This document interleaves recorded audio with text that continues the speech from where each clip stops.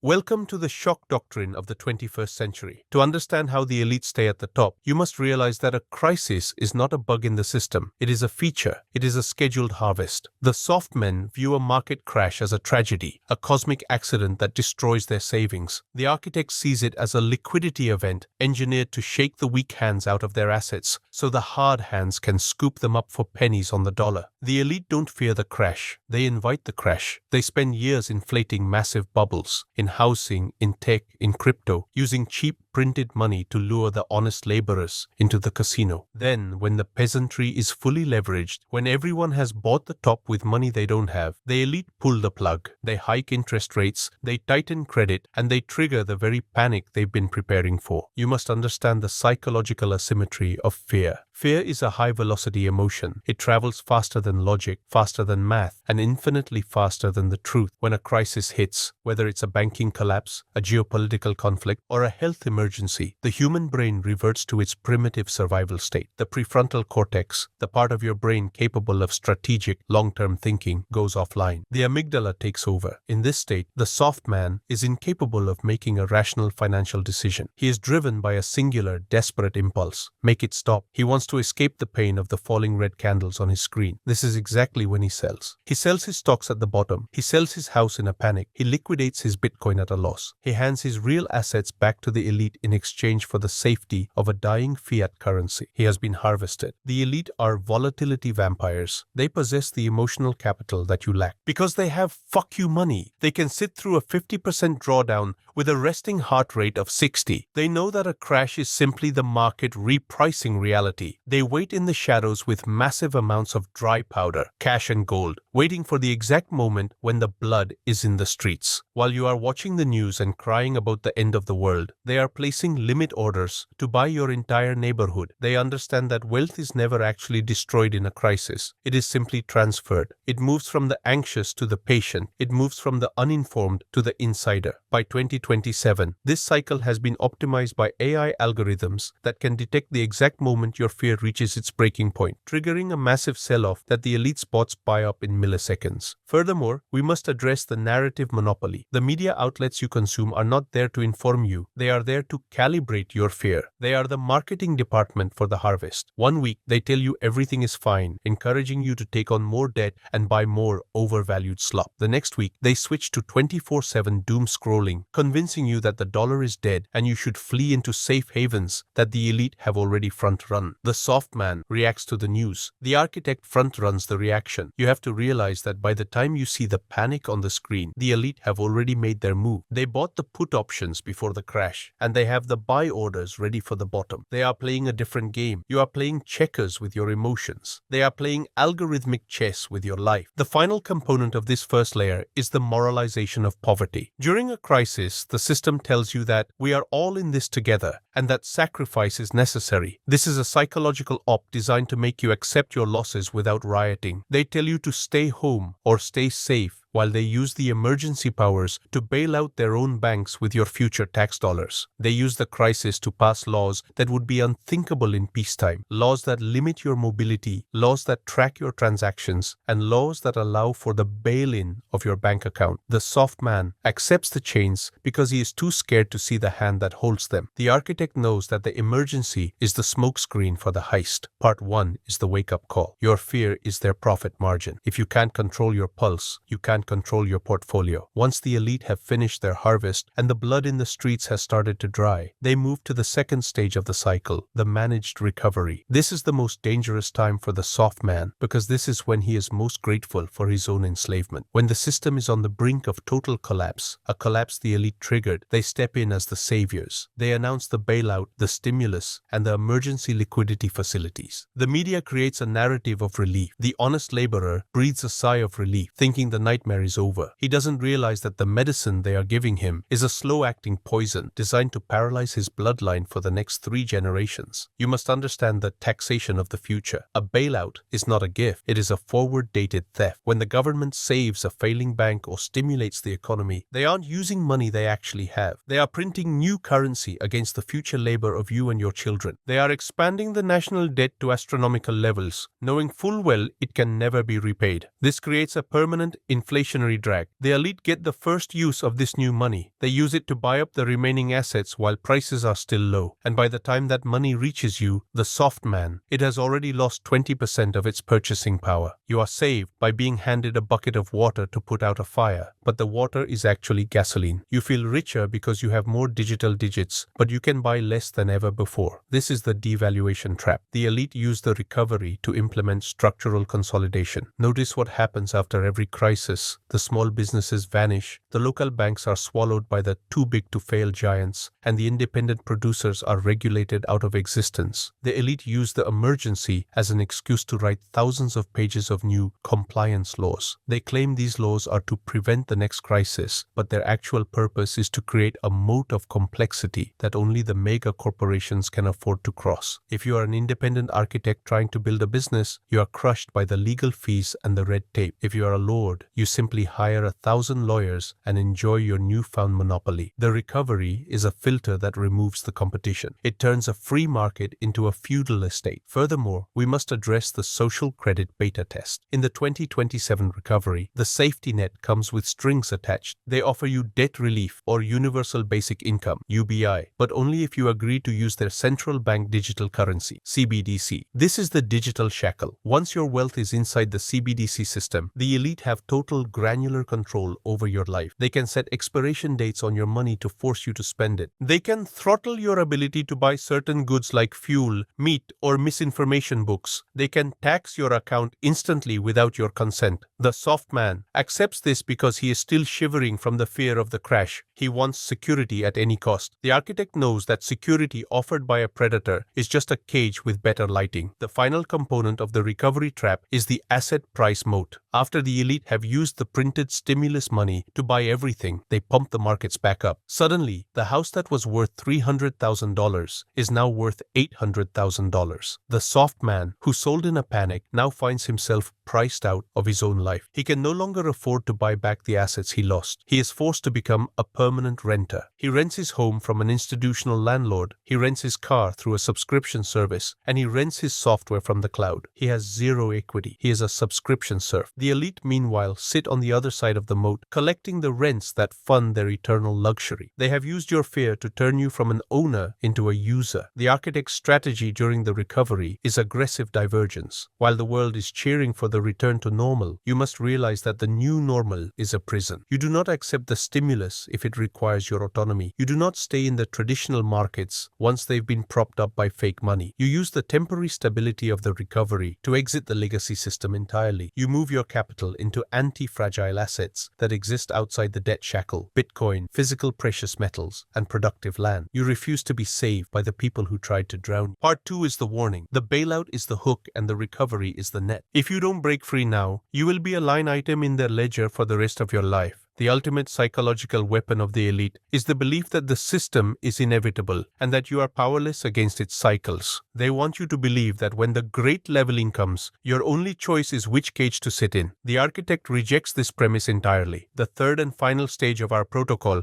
is the anti-fragile pivot. While the soft men are trying to protect what they have, the architect is looking to gain from the disorder. You must understand the difference between being robust and being anti-fragile. Something robust survives a shock. Something anti-fragile gets stronger because of it. To survive 2027, your wealth, your mind, and your perimeter must be fueled by the very chaos the elite use to suppress the masses. The first move in the counterattack is the great decoupling of sentiment. You must achieve a state of emotional zero. When the news anchors are screaming, when the stock tickers are bleeding red, and when the people in the streets are panicking, your internal state must remain as cold as a liquid nitrogen bath. This is not toughness. It is a tactical requirement. The elite win because they trade against your adrenaline. When you remove adrenaline from the equation, you break their algorithm. You stop being a predictable data point and start being a ghost operator. You buy when the fear index is at its maximum, not because you are brave, but because the math says the assets are being sold at a discount by people who have lost their minds. You are the liquidity provider of last resort for your own future. Secondly, you must build a non-correlated fortress. The soft man's portfolio is a house of cards. His job, his house, his stocks, and his currency